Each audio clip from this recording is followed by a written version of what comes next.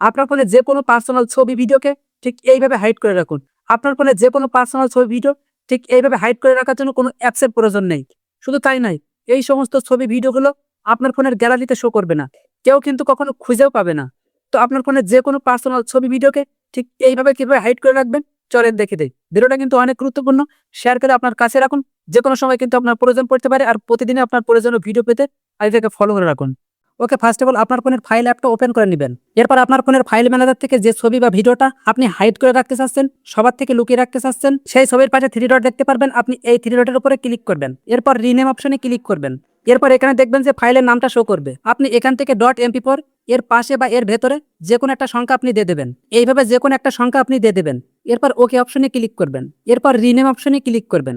Rename অপশনে click করার সাথে সাথে দেখবেন যে ফাইলটা লক হয়ে যাবে, ফাইলটা ভাইরাস আকারে হয়ে যাবে।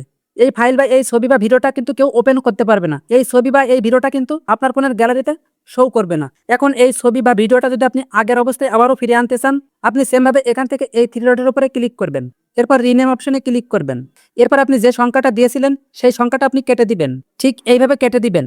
এরপর ওকে অপশনে ক্লিক করবেন, এরপর রিনেম অপশনে ক্লিক করবেন। দেখবেন যে সেই ছবি বা ভিডিওটা কিন্তু আগের অবস্থায় আবারও ফিরে আসবে।